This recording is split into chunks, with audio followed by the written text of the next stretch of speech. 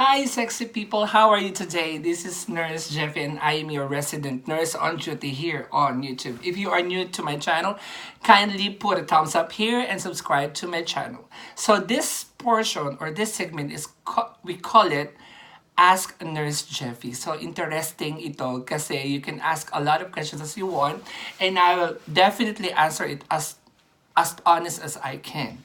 So, may touch ng konti ng previous experiences ko, maybe, okay, if I can relate to the question that you're being asked.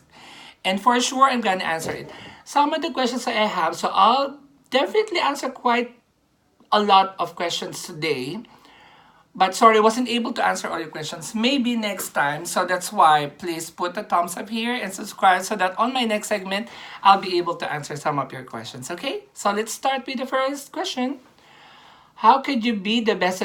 How could be your best advice on how to keep the fire burning for a quite long marriage? He is my husband from Papua New Guinea, Mr. Danjeb Santos Lano. Sending all my love from Miss Noreen Serad Mahilom Lano. Ang ganda ng question. It's all about marriage. So, Miss Noreen is my previous co-faculty back in Perpetual Molino College of Nursing. So, try nating sagutin ang question ni Miss Lano or Miss Noreen. So, you said that you've been together for a quite long time. So, I don't know, maybe you can send me a message of how long you've been together. But doesn't matter how long you've been, but your question is all about to keep the fire burning. So, medyo maduguya at medyo mahirap. So, it takes a long time to have that kind of fire returned kung nagkaroon kayo ng problem previously. Pero kung wala, parang feel mo parang ng lamig or medyo nagkaroon ng gap a little when it comes to your relationship as you perceived it. I think the best advice would be keep the communication open. So, napaka-importante nung lagi kayo nag-uusap, lagi kayo nagkakamustahan. Within a day, for sure, makakahanap ka naman ng time no matter how busy you are. Tayo naman, within 24 hours, nahawakan pa rin natin ang cellphone natin after we've been working for the whole day. So, and one thing is, remind him of your love, kung gaano mo siya ka-love at gaano ka-importante ang marriage mo. The consistency of conversation with your partner means a lot. So I think let's go with the basics. Communication, I go for it. And another thing would be, kung nagkakaroon man kayo hindi pagkakaintindihan and you can manage it by mere not saying bad words to your partner since magkalayo kayo at LDR kayo, it will be very important to handle the situation very lightly. Why? Because if you start fighting at magkalayo kayo, that's the thing that you need to face. That's another problem. And it would interfere yung plano mo na maging mainit pa yung relationship nyo. I hope this message would help a lot, Miss Noreen. Okay, let's go now to the next question. My question is in favor with the ladies. How can you show to someone that you like him from you know that the person is intellectual type and very busy person? This message come from Miss Vanessa Pacheco. It came from Miss Vanessa Pacheco. Let's answer this question. Paano nga ba? Kasi gusto mo siya talaga and then ang problema sobrang talino. Oh my God. Paano natin to haharapin, di ba? Sometimes you feel like I feel like so bobo kasi your partner is, or your crush, or yung gusto mong lalaki sobrang talino. Parang, you have a feeling na baka magkaroon ng problema pagdating sa conversation. Okay. And sobrang busy niya. So, magkaibang aspekto to. Sobrang talino at sobrang busy. Pero medyo mabigat ang problema mo. A little, I would say. Because you're preoccupied with this guy na sobrang intellectual. But honestly, I don't see any problem having a person that you like na maybe maging kayo at sobrang talino. Do not look much on the type of intellectual capacity that he has. Why? Because regardless of his intellectual capacity, matalino man or not so sobrang talino as you perceived it, tinitignan mo yung tao sa ibang aspeto ng buhay niya. Actually, it's a good sign that your partner is very intellectual because you would learn a lot from him. And another thing is that, okay, he's busy, but everyone is busy anyway. So if you think he's very busy and if you feel that he can manage his time, and the question is, bibigyan ka ba niya ng time? That's another part that you need to face. If he can manage his time, and if he likes you, I think being a busy person is manageable. I think mamamanage naman yung part na yun. And I hope nasagot ko ang tanong mo sa parte yan. I hope this would help. Okay, let's go now to the next question. Oh my God, naloka talaga ako dito. What is what is the valence electrons of gold? Oh my God, this is a friend of mine. Hindi siya sigurado kung ano yung tatanong niya. Maybe he feel like awkward being asked, or maybe he feel like awkward asking questions. So, nagpatawa na lang siya. So, the valence electron of gold is 1. And of course, the single electron away is the atomic number is 79. Oh, okay na ba yan? So, next time magtanong ka, at hindi niya sinabi ito itong pangalan niya. Sabi niya, bigyan mo na lang ako ng screen name. So, anong screen name mo? Sabi niya, Bernadette. She is Miss Bernadette of Cavite. Okay, let's go to the next questions. So, next question is, sino dapat mag-effort? Si girl ba o si boy para magkabati sila? Thanks, Miss Nadine of Makati. So, screen name. So, marunong ka mamili. Si Nadine, ha? Alam mo naman si Nadine, kakagaling din sa break. Ito naman yung papinili. But anyway, so sagutin natin, sino ba ang dapat mag-effort para magkabati kayo? For me, regardless of your gender, babae ka man, lalaki ka man, bakla ka man, or tomboy ka man, as long as you're in a relationship and you feel like ikaw ang dapat mas umintindi, then be it. Ikaw ang lumapit at makipagbati. I don't see any problem pakikipagbati sa tao, sa partner. Why? It will rekindle and will return your relationship into much better. Kasi ang pakikipagbati mo naman, what's your purpose sa pakikipagbati? Nakikipagbati ka because you want to make the relationship okay ulit. Diba? So, it's a matter of ego. If you're asking me na, dapat siya ang maunang makipagbati kasi siya yung naging cause ng problema namin. So, kung titignan mo yun, this is all about ego. Okay? And this will not help the relationship out. So, if you feel like siya ang makikipagbati sa'yo at maghihintay ka and willing to wait, then be it. Maghintay ka until such time na lumapit siya sa'yo and i-approach ka niya. Para, well, actually, it's better to do that way so that meron kang chance na magkaroon siya ng realization sa mali na kung siya man ang nagkamali. Pero for me, whoever have done such a mistake, regardless of the situation, since you are partners, kung sino man ang mauna doesn't matter. Because your main purpose is to recover from that kind of problem. And returning back to your previous relationship at maging okay ulit kayo. Okay ba yan, Miss Nadine? So actually, si Miss Nadine has multiple questions, so I need to answer this anyway. So, paano ba malalaman kung kailan i-let go yung isang tao at paano din malalaman kung kailan siya dapat ipaglaban? Oh my God, Miss Nadine, ang bigat ng question mo. But let us answer this question.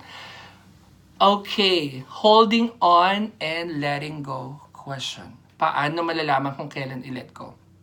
Okay, depends on the situation.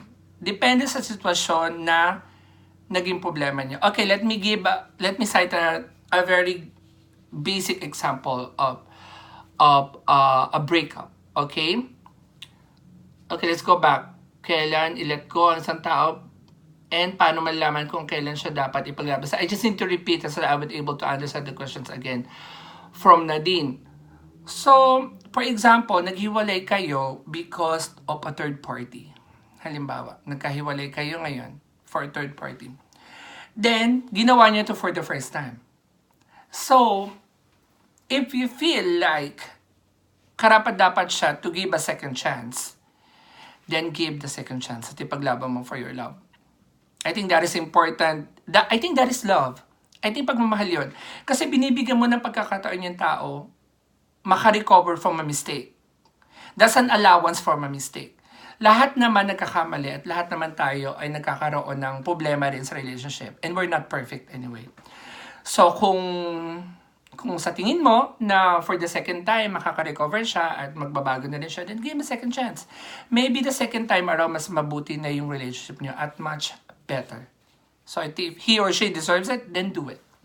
Okay, but if the person have done this many times, second and third, I don't personally, I think hindi na dapat ipaglaban.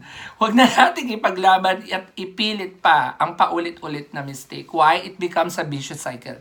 Naging paulit-ulit na yung pagkakasalan niya at natutuwa na siyang ulit-ulitin sa iyo yun. Why? Kasi alam niyang lagi mo siya papatawarin. For the second, third time, fourth time, or maybe 100 times. So, martir ka na niyan. So, good luck naman talaga, girl. So, isip-isip lang pag may time. So, that's my answer to your questions. I hope it helps a lot. So, let's go na to yung... Ang dami mong questions siguro. May pinagdadaan ng kamis na din. Pero, let's see. Sagutin pa rin natin. Alam niyo guys, ang dami nagtatanong sa akin at nag-encourage nga sa akin na go on with your YouTube channel, give it a try, gawin mo ang dapat mong gawin, maybe this will help you a lot. And plus, maybe I'll able to help other people. Let's see. Okay, let's go na to the next questions from Nadine. As per your personal experience, oh my God, this is different thing. Let me answer the other question first bago yan mo. Kasi itong question to yung looks very special. Okay, para anong gagawin? Anong gagawin sa isang guy kung laging scene zone lang palagi yung mga chat messages niya sa GF niya? Ay, naloka ako. Sinisin. Ang tanong, ilang beses ba sinin? Kung sinin ka lang ng umaga at sumagot naman ng gabi, may ginagawa lang yan. Baka busy lang or something. Ask mo rin. O kunyari, sumagot siya kunyari, nag-message ka ng 8 o'clock, good morning honey or baby, and then, sinin niya ng alas 10 ng gabi. Nag-overtime. Pagbigyan mo na, kasi baka naman sa sweldo, abot-abotan ka, alam mo na. So, be positive rin. Pero kung sinisin zone ka lang, 1 week na, isip-isip na din. Okay, isang linggo ka nang hindi sinasagot at binabasa-basa na message, might be, for sure, may problema na talaga yan. So, what can you do about it? So, kung alam mo naman ng bahay, or kung alam mo ng phone number, why not give it a try? Sige, hindi sumasagot, sinisin ka lang. Pwede mo naman tawagan, right? For sure, you're referring to Messenger on Facebook. Because I don't know with Instagram, kapag sinisin ka sa Instagram, so I have not checked it out. But here, on Messenger, malalaman mo, di ba? Kasi yung pinaka-picture niya bababa dun sa pinaka-message. So, ibig sabihin, nabasa niya talaga. So, okay, sin, ang haba, ilang araw na, 4 days, 5 days, isang linggong pag-ibig. Okay, cut na yan. No? Just joking.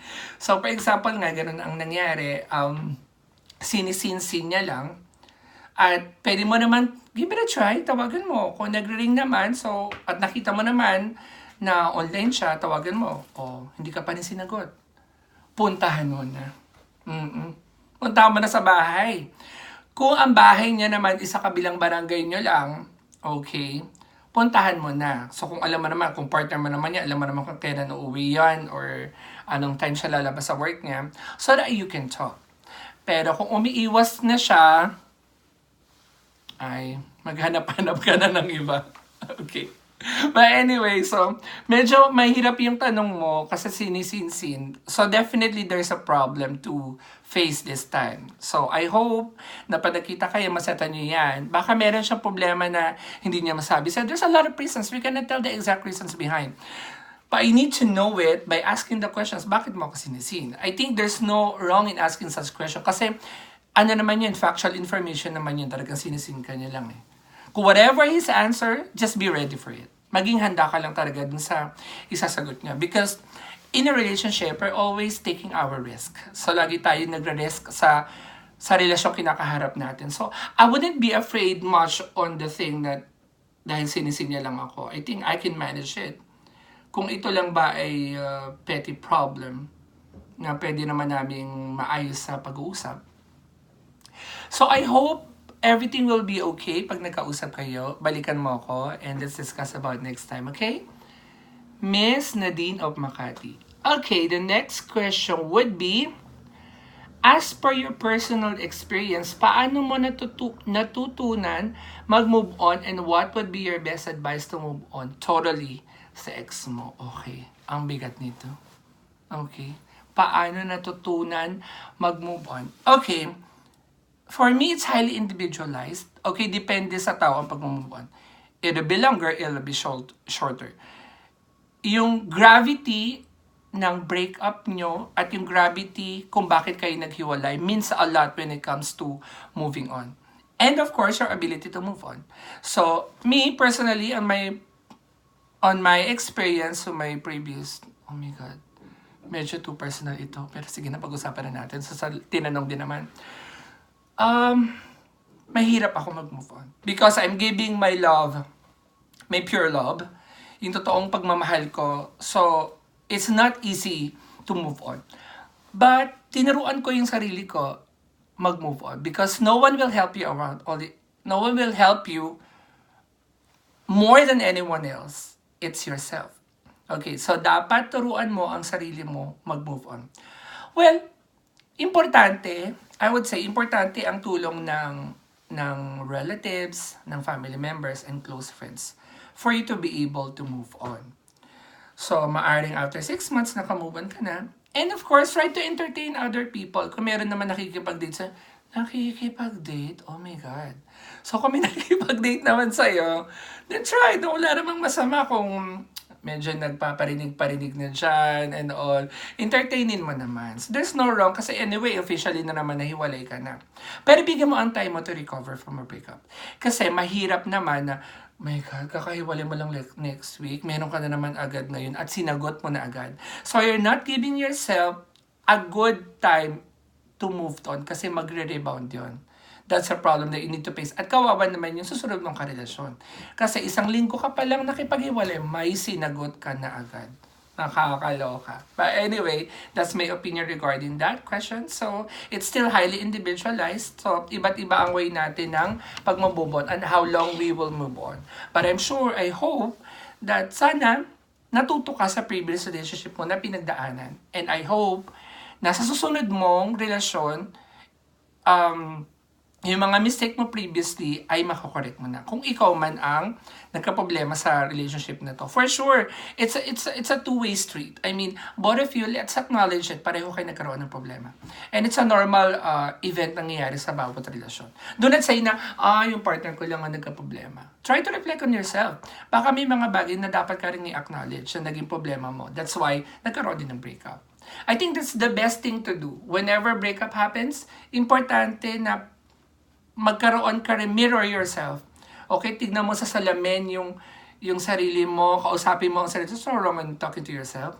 Kausapin mo ang sarili mo, ano ba naging problema mo, ano ba yung naging problema niya, ano ba yung nagtumalon sa breakup, bakit nagkaganto yung relationship niya. That is very important too. Okay? So, I hope I'll be able to answer all your questions. So, sorry I wasn't able to answer all the questions that you have given to me, but I hope this helps a lot. Next time, pag nagkaroon pa tayo ng second segment natin of our second, third, fourth on the coming week. So, actually, I'll be doing on a weekly basis. So, linggo-linggo tayong gagawa ng ating Ask Nurse Jeffy. Okay, so if you're new to my channel, just subscribe and give a thumbs up with me. This has been Nurse Jeffy, and see you around, guys.